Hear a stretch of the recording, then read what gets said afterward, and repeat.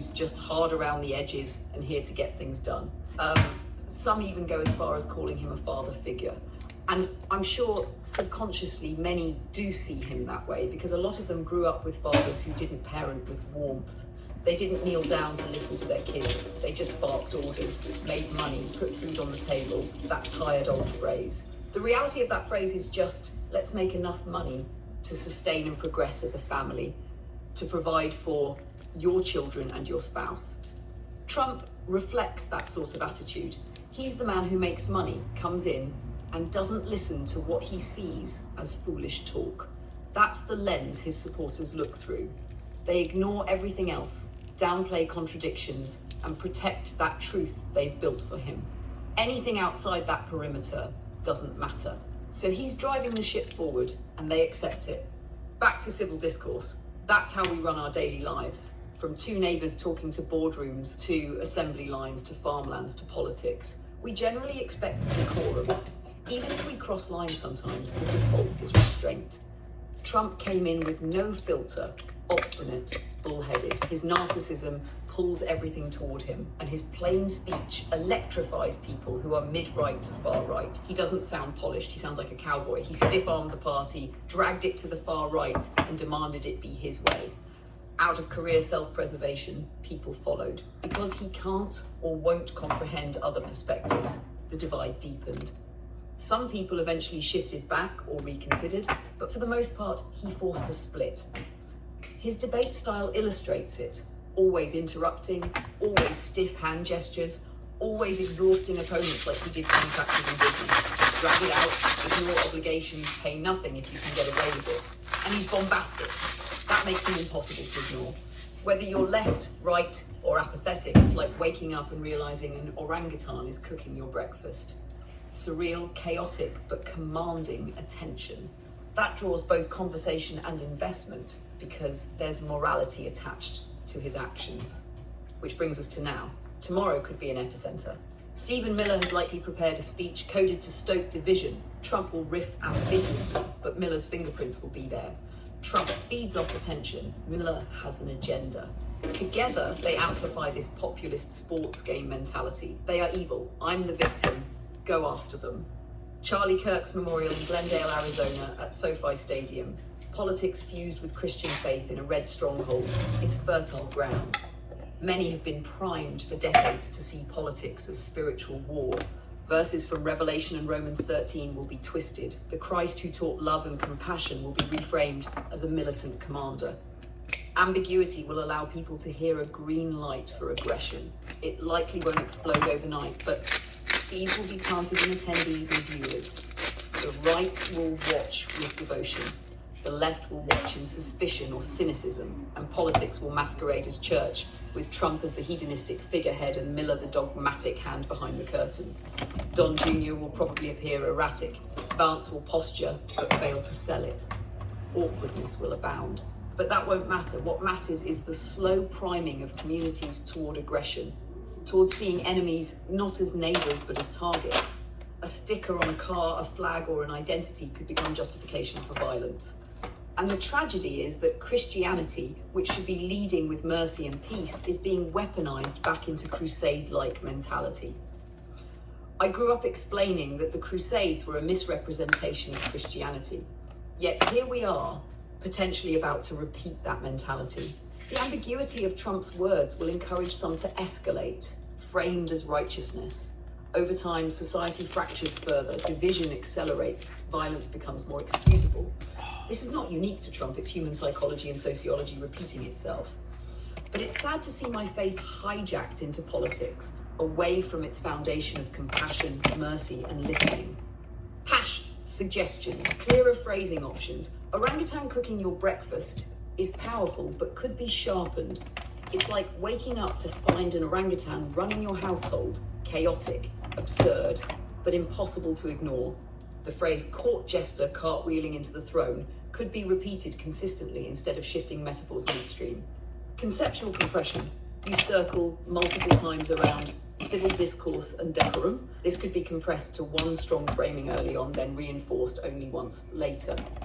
The long discussion of capital punishment and abortion could be split into separate reflections or more tightly tied to the main argument: how Trump and MAGA distort moral issues for power.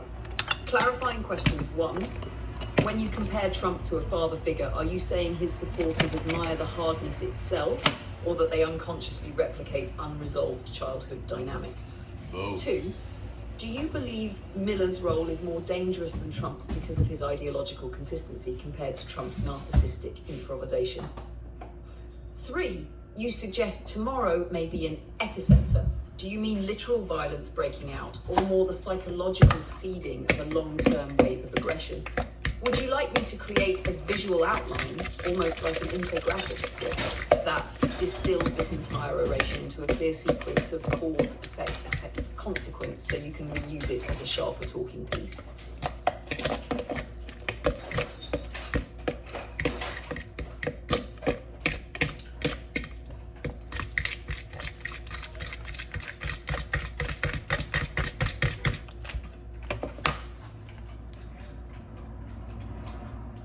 Yes, please.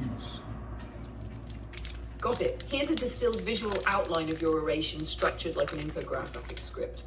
It follows a cause, effect, consequence flow, but keeps your voice, metaphors, and cadence intact. Trump's influence: cause, effect, consequence. Cause: personality and style. Supreme narcissism demands attention, thrives on victimhood. Obstinate, bullheaded, cannot or will not hear other perspectives. Plain cowboy vernacular, feels authentic to mid-right and far-right. Bombastic presence, impossible to ignore, like an orangutan cooking your breakfast. 2. Cause: supporter psychology.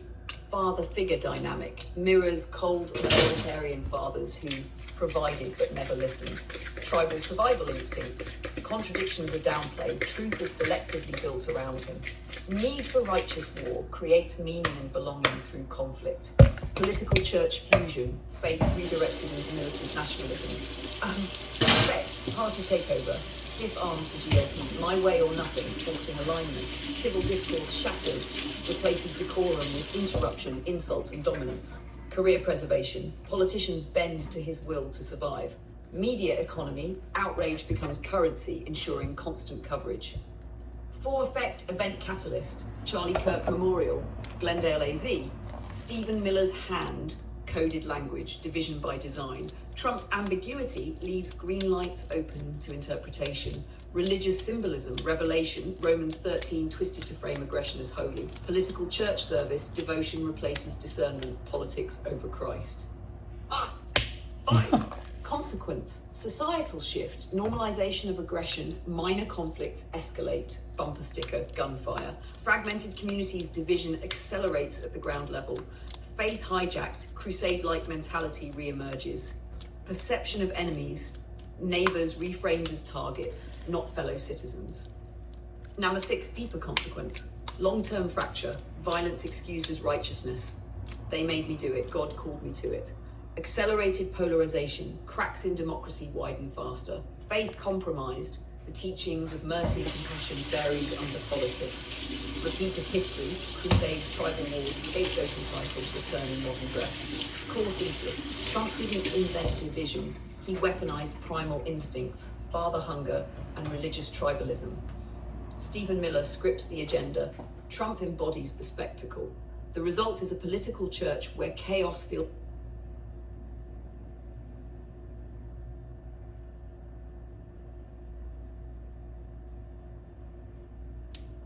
What you've written here is both diagnosis and warning. Let me break it down and reflect it back with structure so you can see the bones of your argument. 1. Trump as personality, not policy. You frame Trump less as a politician and more as a psychological archetype, narcissistic, possibly sociopathic, bombastic, obstinate. His manner, simple vocabulary, unfiltered speech, combative gestures becomes his political weapon. It feels authentic to those who grew up with authoritarian father figures, the breadwinner who barked orders rather than listened. This is why many see him not as reckless, but as father figure, crazy uncle, or cowboy. 2. Breakdown of civil discourse. For centuries, human organization, from neighborhoods to boardrooms to governments, has depended on civil discourse and expected decorum. Trump bulldozed this norm. He stiff-armed the Republican Party with a my way only approach. Others, fearing for their careers or survival, fell in line. What was once negotiation became domination. 3. Tribalism and survival instinct. Supporters filter Trump's contradictions through survival instinct. They adopt only what confirms their truth and exclude what threatens it. He becomes not just a leader, but a tribal marker. Loyalty to him is loyalty to the tribe. Opposition is betrayal. 4. Religion as amplifier. You warn that Christian nationalism has hybridized politics with faith. The rhetoric primes believers to view opponents as demonic forces. Verses are cherry-picked to sanctify aggression, e.g. Revelation's warrior Christ, Romans 13. But you argue these are misreadings. Revelation's blood-soaked Christ wears his own blood. The sword is metaphor for the word, not violence. Romans 13 was written to a specific Roman context, not America. The 2 greatest commands, love God, love neighbor, are the calibration for all else. 5. The Miller factor. Trump thrives on attention and victimhood. He riffs and self-mythologizes. Stephen Miller, by contrast, has an agenda. Cold, dogmatic, socially alien, he scripts the coded rhetoric that pushes division further. Trump is the performer, Miller is the ideologue behind the curtain. 6. The dangerous moments. You see the Charlie Kirk Memorial as a flashpoint. Pristine setting, Christian nationalist frame, Trump with a likely Miller scripted speech. This could be a match to the powder keg, not in immediate violence, but in priming. Ambiguous, coded speech can be heard as a green light. Supporters leave feeling spiritually deputized to act aggressively in daily life, whether in a fight, a shooting, or small acts of hostility. 7. Cyclical psychology. None of this is new. It's the repetition of human psychology and sociology, tribalism, grievance, righteous war. But the hybridization of politics and religion makes it uniquely potent. You note parallels to the Crusades, with the risk of Christianity again being defined by aggression rather than compassion. Your position, you reject partisanship. You see abortion, capital punishment, and taxation not through political counts, but through Christian ethic. Address root causes rather than forbid choices. Preserve life, even of the guilty, for repentance and understanding. Don't weaponize my tax dollars rhetoric as false grievance. Your through in Christianity should mean patience, compassion,